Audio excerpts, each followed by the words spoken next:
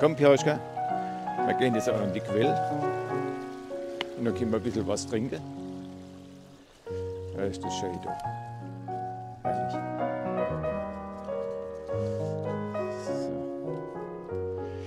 So. Ui, willst du sitzen auf die Bank? Servus und herzlich willkommen bei Schorsch in seiner wildromantischen Pfalz.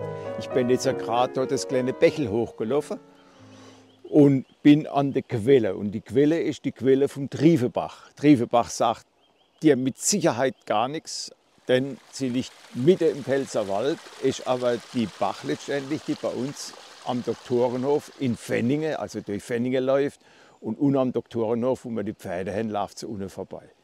Und was ich mir überlegt habe, ist ganz einfach. Man geht ja wandern und wenn man lang wandert, kriegt man ja Durst. Und wenn man Durst kriegt, nimmt man sicher was zu trinken mit. Normalerweise trinkt man ja eigentlich gerne einen Schopper so. Aber es ist schon im Augenblick so, dass viele Leute überhaupt gar keinen Alkohol mehr trinken wollen. Und dann habe ich mir gedacht, ja, natürlich, unser Essig ist das Ideale überhaupt für so etwas. Das Einzige, was du dann brauchst, wenn du durchlaufst durch den Pfälzerwald, ein Schopperglas. Dann hat man ein Schopperglas und ein Fläschel. Ich habe jetzt ein größeres Fläschel, man kann ja auch ein kleines Fläschel Essig mit dazu nehmen. Ich gehe an eine Quelle. Ich gehe wirklich an eine richtige Quelle und trinke Quellwasser.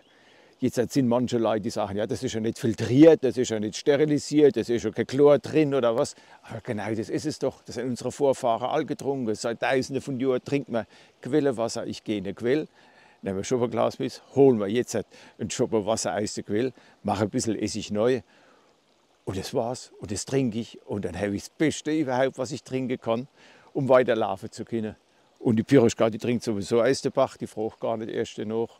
Der hat es noch nie geschadet, warum soll es mir schaden? Ja, das hat unsere Vorväter nicht geschadet, also was soll sich da nicht verrückt machen? Das machen wir jetzt, gehen wir mit, wir gehen an die Quelle. Also das ist die Triefebachquelle, die läuft wirklich da unten raus, aus dem Fels und läuft dann da runter, geht dann durch das ganze Tal, das ist das Tal für, nach Edekower raus zu, dann nach Fenningen und dann ganz zum Schluss geht der Triefebach dann in der Reu. Ne? Also ist es Rheinwasser sogar dann zum Schluss. So, jetzt.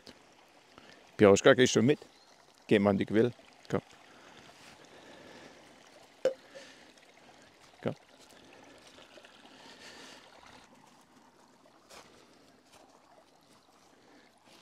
Vorsicht.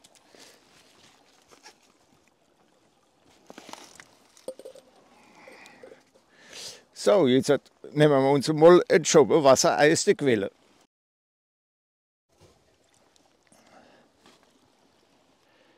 Guck mal, ist das schön. Wie Wasser aus der Wasserleitung. Denn der Berg und die Felsen, die da sind, die filtrieren ja das Ganze. Und das Wasser ist ja auch nicht von gestern oder von vorgestern, das ist ja mit Sicherheit schon zig Jahre alt. Also man trinkt ja, wenn man so Wasser trinkt, altes Wasser trotz allem. Ja. Und es ist tolles Wasser, riecht gut, schmeckt hervorragend. So, dann mache ich Essig dazu. Ich habe ein Löwenherz-Essig mitgenommen. Das sind Douglasie-Spitze, also richtig Wald.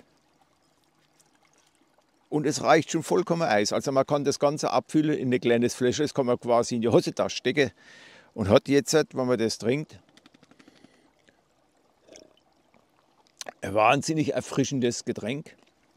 Die leichte Säure, die tut richtig gut. Und man weiß auch, wenn man säuerliches Wasser trinkt, dann schwitzt man auch im Nachhinein nicht gar so gut, nicht gar so viel. Also es ist sehr angenehm. Und man hat einen leichten Geschmack jetzt auch von der Douglasie mit dabei. Also die Alternative, um einfach viel mitschläfen zu wollen oder zu tun oder zu machen im Rucksack, ist so gut wie gar nichts mitnehmen. Ein Schopperglas, ein Schopperglas ist halt ein halber Liter, das ist ein Pfälzer Maß, das ist immer gut für alles. Ein Schopperglas, man muss eine Quelle finden, nimmt ein kleines bisschen von Essig mit, egal welchen Essig. Man kann auch einen Vanilleessig mitnehmen oder man kann eine Zitronenbraut mitnehmen, was man halt gern hätte und kann das trinken. Passt natürlich auch ganz gut, wenn man dann was essen will, als Begleiter zum Essen. Ne? Alternative zu vielem, was man rumschläfen muss. Einfach gar nichts mehr. So, ich gehe jetzt Mit dem Piroschka weiter. Oh Gott, bin ich steif. Du ne Keitel noch einmal. Man ist halt einfach nicht mit den Jüngsten. Und ich wünsche euch alles Gute. Kommt in die Pfalz, gerne mal ein bisschen laufen. Kinder natürlich auch in der Rhön machen, Kinder am Harz machen. Quelle gibt es überall. Keine Angst haben vor Quelle im Wald zu trinken. Es gibt viel Schlimmeres auf der Welt, wie gescheites Quellewasser zu trinken. Ich finde das toll. Schorsch und seine wildromantische Pfalz und Piroschka, wir verabschieden uns. Wir gehen noch ein bisschen durch den Wald und gehen noch ein bisschen laufen. Okay. Machen's gut, bis zum nächsten Mal. Ich wünsche euch alles Gute und tolle Zeiten. Servus, tschüss.